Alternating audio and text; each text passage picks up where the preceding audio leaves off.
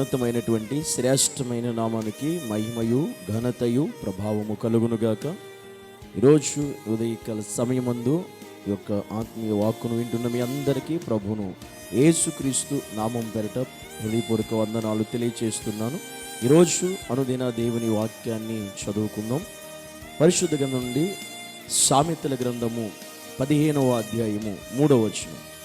యెహోవా కన్నులు ప్రతి స్థలం మీద ఉండును, చెడ్డవారిని మంచివారిని అవి చూచుచుండును.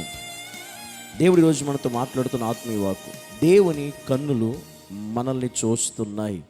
దేవుడు నిన్ను చూస్తున్నాడు, దేవుడు నన్ను చూస్తున్నాడు. ఎందుకంటే యెహోవా కన్నులు ప్రతి స్థలం మీద నిలిచి ఉన్నాయి అని దేవుని వాక్యం సెలవిస్తుంది. దేవుని కన్నులు ప్రతి స్థలంలో నిలిచి ఉన్నాయి.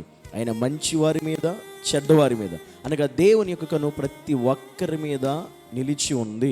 కానీ చాలామంది అనుకుంటున్నారు, ఈరోజు ఎవరు నన్ను చూడట్లేదు, నేనేం చేసినా, ఎక్కడికి వెళ్ళినా, ఏ పరిస్థితిలో ఉన్నా, ఏ పాపంలో ఉన్నా, ఎలాంటి భయంకరమైన పరిస్థితులు ఉన్నా నాకు తప్ప ఇంకెవరికీ తెలియదు. నా ఇంట్లో వాడికి కూడా తెలియదు, నా తల్లిదండ్రులకి తెలియదు, నా స్నేహితులకు తెలియదు, నా బంధువులకు తెలియదు, నా రక్త సంబంధులకు తెలియదు. నేను ఏం చేస్తున్నానో నాకు తప్ప మూడో కంటికి తెలియదు అనుకుంటున్నారు చాలామంది. కానీ దేవుని వాక్యం సెలవిచ్చిన మాట ఏంటంటే, దేవుని కన్నులు ప్రతి స్థలం మీద ఉన్నాయి. అవి మంచివారి మీద ఉన్నాయి, చెడ్డవారి మీద ఉన్నాయి. అంటే నువ్వు మంచి కార్యాలు చేసినా దేవుని కన్నులు నిన్ను చూస్తాయి, నువ్వు చెడ్డ కార్యాలు చెడ్డ పనులు చేసినా దేవుని కన్నులు నిన్ను చూస్తాయి. అనగా దేవుని కన్ను దృష్టి నుండి ఎవరు కూడా ఈ భూమి మీద తప్పించుకునే నరుడు మానవుడు ఏ ఒక్కరు కూడా లేరు. ప్రతి ఒక్కరిని కూడా దేవుని కన్నులు చూస్తున్నాయి. కనుక ఈరోజు మనిషి దేవుడు చూస్తున్నాడు అనే భయముతో బ్రతకాలి. దేవుడు ఎవ్వరు చూసినా చూడకపోయినా నన్ను దేవుడు చూస్తున్నాడు అన్నట్టుగా మనం జీవించాలి. ఈ సంగతి కనుక నువ్వు మర్చిపోతే నువ్వు గుర్తుపెట్టుకోవాలి, ఖచ్చితంగా నువ్వు భ్రమలో ఉన్నావని, నువ్వు చాలా మూర్ఖత్వంలో జీవిస్తున్నావని. మనుషులు చూడకపోయినా, అధికారులు చూడకపోయినా నిన్ను చూసేవాడు ఒకడు ఉన్నాడు, ఆయనే సృష్టికర్త అయిన దేవుడు అని ఎప్పుడు ఆయన కనుదృష్టి నీ మీద నిలిచే ఉంటుంది. కనుక నువ్వు చాలా జాగ్రత్తగా బ్రతకాలి, చాలా జాగ్రత్తగా ఉండాలి. ఎలా పడితే అలా ఉండడానికి లేదు. ఎందుకంటే నువ్వు మంచోడు కావచ్చు, నువ్వు చెడ్డోడు కావచ్చు, కానీ దేవుని కనుదృష్టి మీద ఖచ్చితంగా నిలుచు. నువ్వు చేస్తున్న ప్రతిదీ దేవుడు తెలుసు. నువ్వు ఎక్కడున్నావో దేవుడు తెలుసు, ఏం చేస్తున్నావో దేవుడు తెలుసు, ఎలా ఉన్నావో దేవుడు తెలుసు, ఏ క్రియల చేత ఉన్నావో దేవుడు తెలుసు, ఏ పరిస్థితుల గుండా నువ్వు జీవిస్తున్నావో దేవుడు తెలుసు.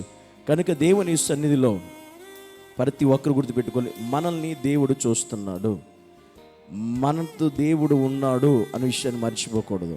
నువ్వు చేసే పని చెడ్డదైనా మంచిదైనా. కొంతమంది అందుకనే ఎవరో చూడలేదనే భయంకరంగా పాపాలు చేసేవాళ్ళు ఉన్నారు, చీకటిలో బ్రతికే వాళ్ళు ఉన్నారు, ఈ లోక సంబంధమైన క్రియలో జీవించే వాళ్ళు ఉన్నారు. కానీ దేవుడు మాత్రం చూస్తున్నాడు అనే విషయాన్ని కనుక మరిచిపోతే అది చాలా ప్రమాదం. అందుకే అంటాడు దావీదు, ప్రభువా నేను కూర్చుండుట నీకు తెలుసు, నేను నుంచుండుట నీకు తెలుసు, నేను నా నడక నీకు తెలుసు, నా పడక నీకు తెలుసు, నేను సముద్ర అగాధాల్లోనికి వెళ్ళిపోయినా అక్కడ నీవు ఉన్నావు అంటాడు. అంత మాత్రమే కాదు, నేను ఆకాశముకి ఎక్కినా అక్కడ నీవు ఉన్నావు. అంటే దాని అర్థం ఏంటంటే, నేను ఎక్కడ నీ కనుదృష్టిని తప్పించుకోలేను, ఎందుకంటే అంతటా నీ ఉన్నావు. నీ కనుదృష్టి ప్రతి స్థలంలో ఉంది. కనుక మన దేవుడు మనల్ని చూస్తున్నాడు. అది నువ్వు భర్తవైనా, భార్యవైనా, కుమారుడైనా, కుమార్తెవైనా, ఒక అధికారివైనా, నువ్వెవరైనా కావచ్చు, దేవుడు నిన్ను చూస్తున్నాడు. జాగ్రత్త. తప్పు చేయడానికి, పాపం చేయడానికి, వేరేగా జీవించడానికి నీ జీవితంలో అవకాశం ఇస్తే చూచిన దేవుడు తప్పక నిన్ను శిక్షించకుండా ఉండడు, నీకు శిక్ష వేయకుండా ఉండడు. కనుక దేవుని సన్నిధిలో దేవుడు చూస్తున్నాడు అనే భయము కలిగి మనిషి బ్రతకాలి. అందుకే చూచే దేవుడు ఊరికే ఉండడో, నువ్వు చేసిన పాపాన్ని ఖచ్చితంగా ఆయన బయటికి తీసుకుని వస్తాడు, ఖచ్చితంగా వెలుగులోనికి తీసుకుని వస్తాడు. కనుక ఆ పరిస్థితి రాకముందే దేవుని ఎదుట ఉన్న మనం ఈ లోక సంబంధంగా దేవుడు చూస్తున్నాడు అనే ఒకే ఒక్క జ్ఞానము కలిగినటువంటి వారమై మనం జీవించాలి. అలాంటి మనసుతో మనం బ్రతకాలి, అలాంటి ఉద్దేశాలతో మనం జీవించాలి. లేకపోతే మనం పట్టబడినప్పుడు అవమానించబడతాం, నిందించబడతాం, సిగ్గు అవమానం మన జీవితం కలుగుతుంది. కనుక నిన్నెవ్వరూ చూడట్లేదే భ్రమపడుతున్నవేమో, నా దేవుడు నీ ప్రతి కదలిక, మీ ప్రతి మూమెంట్ కూడా, నీ ప్రతి నడకను కూడా, ప్రవర్తన కూడా, మాటను కూడా దేవుడు చూస్తూనే ఉన్నాడు అనే విషయం మరచిపోకూడదు అనే విషయాన్ని దేవుడు ఈరోజు మనతో మాట్లాడుతున్నాడు. ఒకవేళ ఈ మాటలు వింటున్న నీవు అలాగే ఉన్నవేమో ఇప్పటి వరకు, కానీ ఇక నుంచి నేను గుర్తుపెట్టుకోవాల్సిన ఒక విషయం, దేవుడు మాత్రం నిన్ను చూస్తున్నాడు, ఎవరు చూసినా చూడకపోయినా. కనుక ఆయన కనులు మనం కప్పలేం, ఆయన కనుదృష్టి నుండి తప్పించుకోలేం. కనుక దేవుడు చూస్తున్న భయం కలిగి జీవిస్తున్నామా, లేదా ఎవరూ చూడట్లేదనే భ్రమలో మనం జీవించి దేవుని శిక్షకు పాత్రులుగా అవుతున్నామా అనేది గమనించాలి. అందుకే దేవుని యొక్క కనుదృష్టి ప్రతి స్థలం మీద ఉంది, అది మంచివారైనా చెడ్డవారైనా కూడా. కనుక ఆ భయం కలిగి మనం జీవించాలి, క్రైస్తవులుగా, దేవుని బిడ్డలుగా అనే విషయాన్ని మనం గమనించాలి. కళ్ళు మూసుకుందాం, ప్రార్థన చేద్దాం. పరిశుద్ధుడు అయిన తండ్రి, నీకు వందనాలు ప్రభువా. ఈరోజు అనేక మంది నన్ను ఎవరూ చూడట్లేదు కదా అని ఈ లోకంలో వారికి ఇష్టం వచ్చినట్టుగా జీవిస్తుండొచ్చు.